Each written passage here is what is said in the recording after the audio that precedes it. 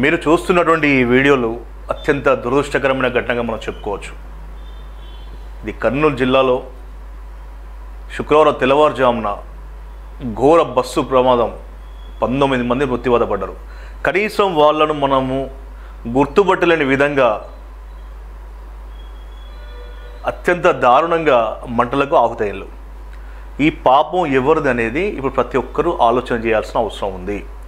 ఇక ఆర్టీఏ అధికారులు అటు తెలంగాణ ఇటు ఏపీలో హడావుడి చేస్తూ ఉన్నారు. షరా మామూలే. ఏదైనా ఘటన జరిగినప్పుడు మాత్రమే ఇది తనిఖీలు, వాటి ఫిట్నెస్లు, వాళ్ళకి ఏమున్నాయి ఏం లేవు, డ్రైవర్లు సరిగ్గా ఉన్నారా లేరని మాత్రం గుర్తుకొస్తాయి. మిగతా టైంలో మళ్ళీ మర్చిపోతారు. ఎందుకంటున్నామంటే గమ్యస్థలాన్ని చేరుకోవడానికి రాత్రి వేళ హైదరాబాద్ నుండి బెంగళూరు బయలుదేరిన బస్సులో వారి యొక్క ఇంటికి చేరుకోవడానికి ఇటు దీపావళి పండుగకు వచ్చిన వాళ్ళు, లేదంటే మరో కారణంతో వచ్చిన వాళ్ళు హైదరాబాద్ నుండి ప్రయాణం వెళ్ళి బెంగళూరుకు. దీంట్లో 42 మందితోటి బయలుదేరినటువంటి ఆ బస్సులో మరి కర్నూలు జిల్లాకు సంబంధించినటువంటి ప్రాంతంలో బైక్ రూపంలో మృత్యు అనేది వాళ్ళని కబలించింది. వేగంగా వెళ్తున్నటువంటి ఆ బస్సు కింద ఆ బైకర్, అప్పటికే డివైడర్ను ఢీకొట్టినటువంటి బైకర్ ఎవరైతే ఉన్నారో ఆ బైక్ కాస్త ఆ నడి రోడ్డున పడడంతో ఈ వెళ్తున్నటువంటి ఆ ఒక బస్సు, ఏదైతే కావేరీ ట్రావెల్స్ బస్సు ఉందో ఆ బస్సు 42 మంది ప్రయాణికులతో వెళ్తున్నటువంటి ఆ బస్సు మరి ఆ యొక్క బైక్ను ఢీకొట్టి 300 నుంచి దాదాపుగా 200 మీటర్ల పైగా ఈడ్చుకుంటూ వెళ్ళేది. ట్యాంక్ ఓపెన్ అయింది. దానిలో ఉన్న పెట్రోల్ కాస్త ఆ పైన పడి మంటలు వ్యాపించినాయి. ఆ ముందు భాగం అంటుకొని తర్వాత మొత్తానికి మంటలు లోపలికి వ్యాపించినాయి. లోపల 42 మంది ప్రయాణికులు, దాంట్లో 2 చిన్నపిల్లలు కూడా ఉన్నారు. దాంట్లో 19 మంది దహనమైన వాళ్ళు. మిగతా వాళ్ళు కొంత ఏం చేయాలో అర్థం కాని పరిస్థితి. ఎటు చూసినా కూడా దట్టమైన పొగ, నల్లని పొగ. అప్పటికే కొంతమంది శ్వాస పడిపోయినలు, కొంతమంది అయ్యో మమ్మల్ని కాపాడండి అని చెప్పి ఆర్తనాలు చేసిండ్రు. రోడ్డున పోయే వాళ్ళు వచ్చేవాళ్ళు కొంత ప్రయత్నం చేసినప్పటికీ ఆ వెనక నుండి కాస్త ఒక 19 మంది మాత్రం ప్రాణాలతో బయటపడుతూ చిన్న గాయాలైన వాళ్ళని చూస్తే అత్యంత దారుణం, అంటే అత్యంత బాధ అనిపిస్తూ ఉంది. పండగకు వచ్చి వెళ్ళేవాళ్ళు, తర్వాత వారి యొక్క ఉద్యోగరీత్యా వెళ్ళేవాళ్ళు, ఇటు తెలంగాణ, ఆంధ్రప్రదేశ్, తర్వాత మరో 2 రాష్ట్రాల నుంచి కూడా మొత్తం 19 మంది మృత్యువాత పడ్డారు. ఒక కుటుంబంలో 2 పిల్లలు, భార్య భర్త, 4 చనిపోయారు. తర్వాత తల్లి కూతురు, తండ్రి సంబంధించినటువంటి ఫోన్ చేసి నాన్నని వెళ్తున్నటువంటి ఒక కూతురు కూడా అందులో మృత్యువాత పడ్డది. మరి పాపం ఎవరిది మనం చూడాలి, ఎవరిది అనుకోవాలి? ట్రావెల్స్ వాళ్ళు ఏమంటా ఉన్నారు, మేము అన్నీ బరాబరే ఉన్నాం, మేము మా తప్పేం లేదు అంటున్నారు. ఈ డ్రైవర్ చూస్తే ఏమైంది, ఆయన ఎప్పుడైతే ఈ బైకును ఢీకొట్టి మంటలు చెలరేగినాయో అక్కడ ఉండబడే నీళ్ళ క్యాన్తో నీళ్లు మంటలు ఆర్పాలని చూసిండు తప్ప మిగతా ఏం చేయలేకపోయాడు. ఆ నుంచి పరారైపోయాడు. కనీసం ఎమర్జెన్సీ ఒక్క విండో మాత్రమే ఓపెన్ అయింది. ఆ డోర్ ఓపెన్ వల్ల కొంతమంది అలాగే బయటపడడం అని చెప్తా ఉన్నారు. మిగతా ఏమైంది అంతా కూడా ఎప్పుడైతే ఈ బైక్ మనం చూడొచ్చు, ఆ బైక్ కంప్లీట్గా కూడా బస్ కిందనే ఉన్నది. ఇది దాదాపుగా నిన్నటి నుంచి జరుగుతూనే ఉన్నది, అందరూ చెప్తూనే ఉన్నారు. కానీ ఒక్కసారి ఆలోచించాలి, లోపాలను ఎక్కడ ఉన్నాయి వెతకాలి ఖచ్చితంగా. ఇలాంటి ఘటనలు జరిగినప్పుడు మాత్రమే అధికార యంత్రాంగం కావచ్చు, ఇటు ప్రజాప్రతినిధులు కావచ్చు, హడావుడు చేయడం మాత్రమే మామూలు అయిపోతూ ఉంది. తర్వాత ఏమవుతా ఉంది, ఈ లోపు ఇంకొక ఏదో ఘటన జరుగుతుంది. అటు మీడియా అయినా, మేమైనా, అధికారులైనా, ఎవరైనా కూడా ఆ వార్త మీకు వెళ్ళిపోతారు. ఇది మర్చిపోతారు. ఇది మళ్ళీ పొద్దున ఉంటుంది, విమానం పడిపోయింది, విమానంలో అనేక మంది చనిపోయారు, మళ్ళీ విమానాలు తిరుగుతూనే ఉన్నాయి. కానీ లోపాలను సరిచేయడానికి ఏర్పాటు చేయబడినటువంటి ఏదైతే రవాణా శాఖ ఉందో, అది ఏపీ కావచ్చు, తెలంగాణ కావచ్చు, రవాణా శాఖ పూర్తి స్థాయిలో కూడా విఫలమైందని చెప్పుకోవచ్చు. ఇది మేమంటున్నది కాదు, పలువురు ఆరోపిస్తూ ఉన్నారు. ఈ ఆరోపణలో వాస్తవం ఉందా లేదా అని ఉన్నతాధికారులు దృష్టి పెట్టాలి. ఎందుకంటే సరే ఆ బస్సు సంబంధించినటువంటి దాంట్లో కావాల్సుకొని చేయనప్పటికీ అంటే కావాల్సుకొని ఫైర్ యాక్సిడెంట్ చేయనప్పటికీ చిన్న చిన్న లోపాలు కూడా బస్సులో ఉన్నట్టుగా కూడా తెలుస్తూ ఉంది. ఆ బస్సు కావచ్చు, డ్రైవర్ సంబంధించిన తప్పిదాలు కావచ్చు, ఇవన్నీ కూడా ఉన్నాయి. కానీ ఇలా ఆ బైకర్ గురించి చెప్పుకోవాలి. ముఖ్యంగా శివశంకర్ అనే ఒక యువకుడు ఆ బైక్ను డివైడర్ ఢీ కొట్టి రోడ్డు మీద పడిపోవడం, ఆ బైక్ ఎప్పుడైతే ఢీ కొట్టంగానే అది రోడ్డు మీద పడ్డది బైకు, ఈయన పోయి డివైడర్ మధ్యలో పడ్డాడు, చనిపోయాడు. వెనుక కూర్చున్న తన స్నేహితుడు మాత్రం చిన్న చిన్న గాయాలతోటి తప్పించుకున్నాడు. నిన్న నుంచి నడిచిన ఎపిసోడ్ అంతా కూడా ఏదైతే ఉందో ఉదయం నుంచి పోలీసులు అయితే విచారణ చేపట్టిళ్ళు. ఎవరైతే చనిపోయిన శివశంకర్ సంబంధించిన స్నేహితుడిని పట్టుకొస్తే ఇప్పుడు అసలు విషయం బయటకు వచ్చింది. అయితే శివశంకర్ తప్పదాగినాడు, మద్యం మత్తులో ఆ యొక్క యాక్సిడెంట్ చేసిండన్నట్టుగా వాళ్ళు చెప్తా ఉన్నారు.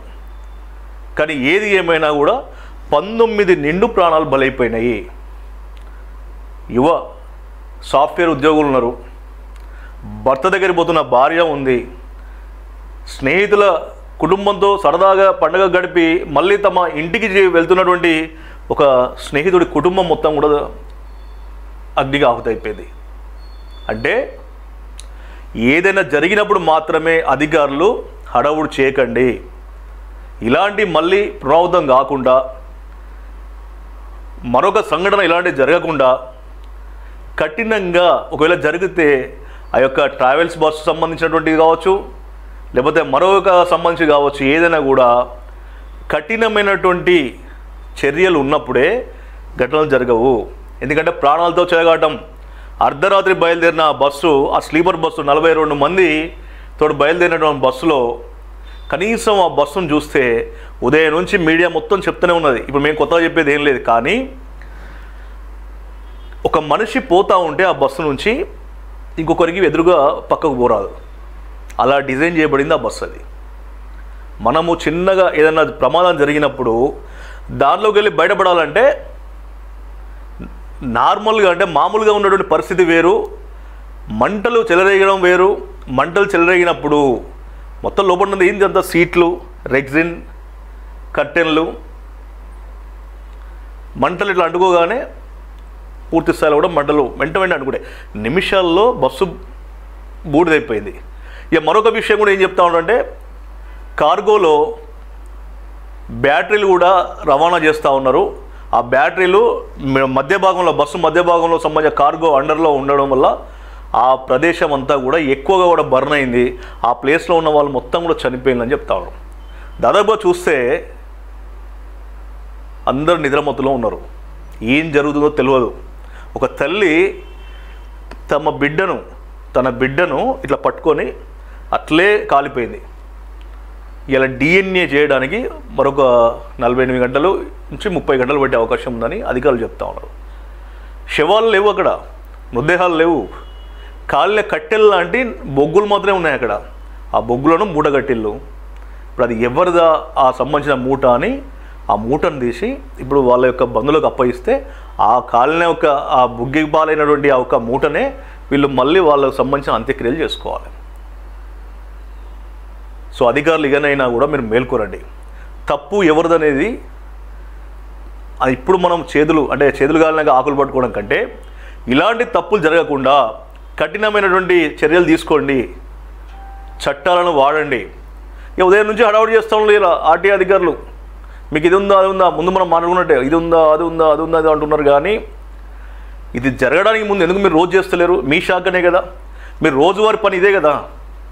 మేము మీడియాగా ఉన్నాం, వార్తలు చదవాలి, వార్తలు చెప్పాలి, లేదా సమస్యను చూపించాలి, ఇది మా పని. ఇది మీ పని అదే కదా.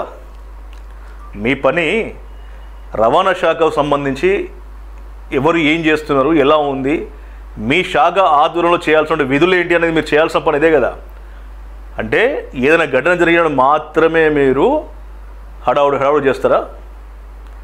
ఖచ్చితంగా వీళ్ళపైన అధికారులపైన కూడా చర్యలు తీసుకోవాలి.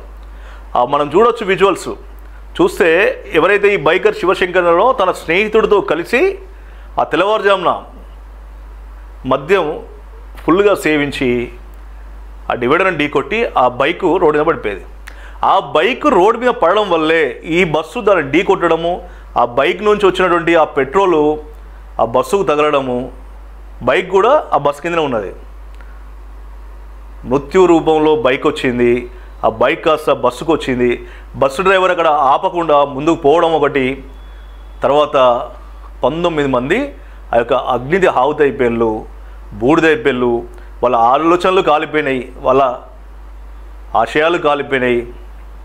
ఎలా ఎందుకు చనిపోతున్నామో కూడా తెలియకుండా నిద్ర మత్తులోనే వాళ్ళు ప్రాణాలను వదిలిళ్ళు. అత్యంత దారుణమైనటువంటి మరణాన్ని వాళ్ళు చూసిళ్ళు. ఈరోజు బంధువులు రోధిస్తున్నారు, కుటుంబ సభ్యులు ఏడుస్తున్నారు, కొందరు అయ్యో బతుకు జీవుడా అని బయటపడ్డారు. సో ఇలాంటి దారుణమైనటువంటి చావు అయితే ఎవరికి రావద్దు. అధికారులు ఎక్కడైనా మేల్కొనండి. ప్రజాప్రతినిధులు మీరు కూడా, అధికారులు మీరు మేల్కొని ఏదైతే నిబంధనలు పెట్టిల్లో ఆ నిబంధనలు సరిగ్గా పాటించేలాగా చూడండి. ఒకవేళ పాటించకపోతే మీరు ముందే కొరడా జులిపించండి. ఏదైనా ఘటన జరిగినప్పుడే కాకుండా ముందే కనుక మీరు మేల్కొంటే ఇలాంటి ప్రమాదాలు జరగకుండా మనం చూడవచ్చు.